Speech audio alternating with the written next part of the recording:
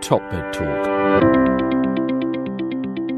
And so it gives me great pleasure to introduce our last speaker for this afternoon session, Mo Cottrell. Mo was a patient in Southampton and had an esophagectomy 2.5 years ago, I believe now, with neoadjuvant chemoradiotherapy before her surgery, and participated in one of the prehabilitation trials in Southampton, led by Sandy and Mike, and is going to tell us a little bit about her personal journey and also her thoughts about buddying up before surgery. Many thanks, Mo.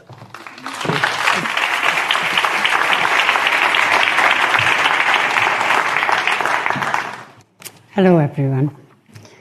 Yes, I'm very pleased to be here today, and my intention is to tell you a little about my experience following a very sudden and unexpected diagnosis of esophageal cancer 2.5 years ago. This was following investigations at Southampton University Hospital.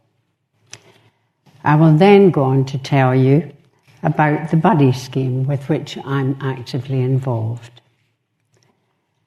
I'm 76, a wife, a mother of 2 daughters, a grandmother, and, as it happens, a retired nurse. The shock of the diagnosis for myself and the family was profound, and the predominant emotion was fear. However, I was lucky. The staging of my tumour, T2, T3, indicated I was a candidate for surgery on the Enhanced Recovery After Surgery programme. This to be preceded by a 5-week course of chemoradiotherapy. Once this plan had been formulated by my surgeon, Jamie Kelly, and my oncologist, Andrew Bateman, ably supported by Donna Sharland, our upper GI clinical nurse practitioner, I could then start to get my head round it. Then luck came my way again, when I was invited to take part in Professor Sandy Jack's fitness exercise training programme, the Encourage trial, the precursor to Oesophagus. I agreed to undertake this trial before, during and after my chemoradiotherapy and up until surgery. I was well aware that I would be facing major surgery. But that said, now with the plan in place, I felt calm, focused, positive, and absolutely determined to play my part to the very best of my ability. And those feelings stayed with me throughout. I'm absolutely convinced that the Encourage trial helped me enormously, both psychologically and physically. I coped with the treatments really well, and my bike sessions fitted conveniently around them. I felt a sense of satisfaction that this was the case. I found the actual sessions quite challenging, but not overly so I didn't really struggle to cope with having both the treatment and the exercise concurrently. I felt a sense of satisfaction, and it certainly contributed to my positive attitude. I was doing my bit. And I think, well, I know the results speak for themselves. It gave me the opportunity to play a proactive role in dealing with my cancer, not becoming a powerless, passive patient. Instead, I felt I was part of the team trying for the best possible outcome. It helped to keep me calm and focused throughout, up to surgery and beyond. It also benefited my family so much from seeing how well I coped. It enabled me to feel I had done all I could to prepare. On the day of operation, I was feeling quite calm, and the defining moment for me was when my husband Bill was once again driving us to the hospital. I turned to him and said, "Well, I don't think we could have done anything more to put me in the best possible position for today." And that was a great feeling and a great comfort. Mr. Kelly and the surgical team did me proud. The operation went very well, as did my inpatient post-op recovery period. As soon as allowed, I was walking the corridors daily, steadily increasing the distance and frequency. "She's off again," was the frequent approving cry from the nursing staff. I was discharged home on the 10th day post-op and began my daily walks on my second day home. Then my pathology results provided the icing on the cake. There had been a complete response to the chemoradiotherapy, with no cancer cells left in the area. Well, what a jubilation all round, and an overwhelming sense of relief. Wonderful. It's now 2.5 years since my surgery, and apart from a couple of minor blips, my recovery really has been excellent. It's thanks to so many wonderful people that I'm standing here today talking to all of you and enjoying life again with my husband, family and friends. And what a gift. Turning now to the buddy scheme. In late 2017 and early 2018, a number of meetings organised by Tim Underwood, Professor of Gastrointestinal Surgery at Southampton University Hospital, took place for patients with esophageal and stomach cancer and their families.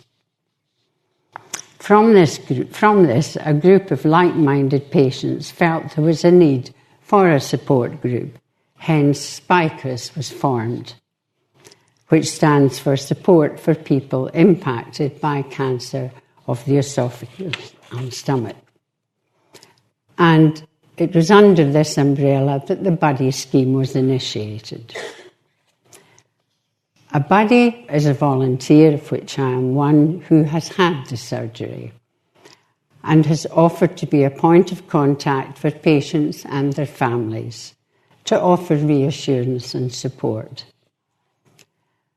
Contact with a buddy initially is made through our clinical nurse practitioner, who offers all new patients having surgery our buddy leaflet. When a need is identified, Donna passes details to our buddy coordinator, who then arranges for the contact to be made. Thereafter, the contact between the buddy and patient will be by telephone, email, messaging, or by any other agreed method. In practice, of course, we know full well that the patient will be treated, cared for, and given crucial support by a range of dedicated healthcare professionals throughout their journey on this cancer pathway. The consultants, the clinical nurse practitioner, the dietitian, radiographers and staff in various departments, including, of course, in my own case, the excellent research department. Support is also available through the services of the invaluable Macmillan organisation. However, for some, in addition to this, to be able to speak in confidence directly to someone who has actually travelled the road could well provide a powerful source of support, enabling them to feel less isolated and alone. to confide in someone who has literally been there, done that, and to perhaps feel able to ask questions they wouldn't wish to bother the busy healthcare professionals with. To have their fear of the unknown reduced when they ask the question, as they often do, what's it really like? Their body can demystify and reassure them about the reality of actually undergoing various aspects of treatment and surgery. To hear how much fitness pre- and post-op absolutely can and will help them enormously, both mentally and physically. As a body, I feel passionately that we must act as advocates for exercise, ignite a flame. To be helped to come to terms with the realities of the time needed for full recovery, to accept this is a marathon, not a sprint, but that they will get there with time. To be helped to come to terms with the fact that post-op, as my surgeon warned me, it will be all about the food. To hear helpful and practical advice regarding coping with their diet after the operation, when for a time they will have little sense of taste nor appetite. To therefore be encouraged to switch it, to start to view their food as vital fuel for their body's needs and recovery. To talk about weight loss, and this is a really significant concern for many. To gain confidence and positivity from having a buddy on hand to provide reassurance and encouragement. And those I've supported have told me that really what a great comfort this was for them. To be given practical advice regarding hair loss, should this occur. Macmillan provides wigs, as there's a wonderful hairdresser in my local area who came to my home. Her family had lost 9 members over several generations to breast cancer, and this had prompted her to provide this brilliant service. For us, this turned into a really fun shared family event when I had my husband, my daughters, my granddaughter, one on FaceTime, all giving me their very definite views on what should be the final choice. Believe me, that lovely lady helped me so much. I ended up with a very glamorous choice, which gave my morale a terrific boost.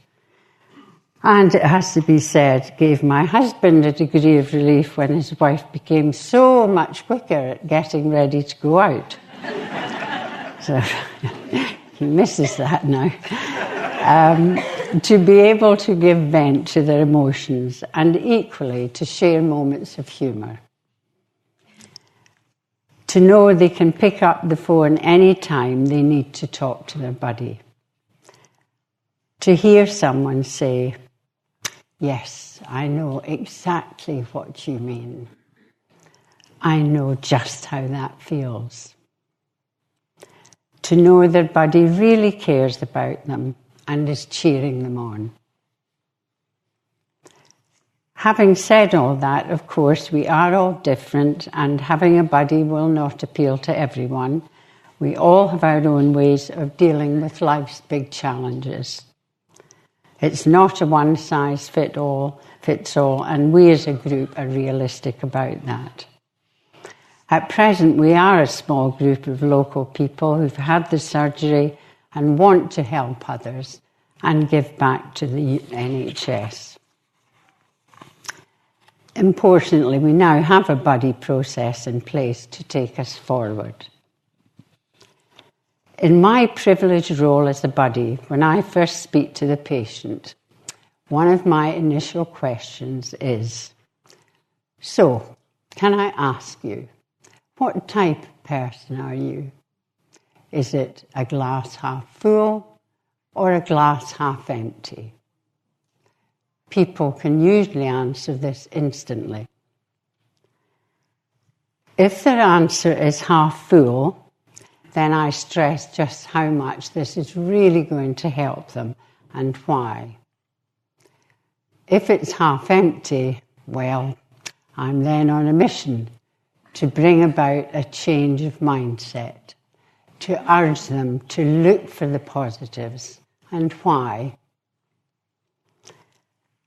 When I reflected on what had helped me so much, the first word that came to me instantly was positivity in neon lights.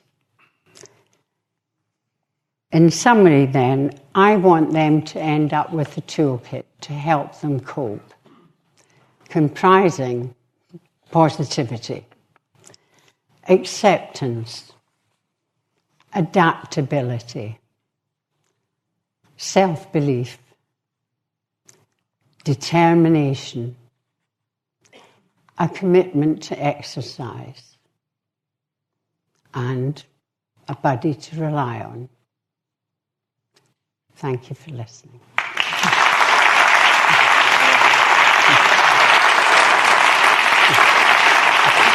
Thank you. Rima Jerison here. Thanks for listening to TopMedTalk.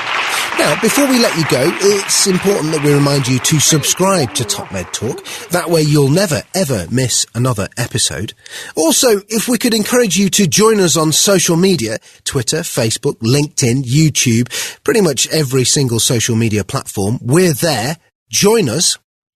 And finally, check out TopMedTalk.com. If you go to our website, you can subscribe to email updates. That way we can always tell you where we're going to be, what we're going to be doing, and how you can join us. TopMedTalk.com and click on the section marked email updates. Finally, TopMedTalk is proud to act as the broadcasting arm of EBPOM, Evidence-Based Perioperative Medicine. We'd love you to find out more about them as well. ebpom.org is their website. That's ebpom.org. And if you go to ebpom.org/meetings, you can find out about some of the wonderful meetings that we attend and cover across the year here on TopMedTalk. That's ebpom.org/meetings.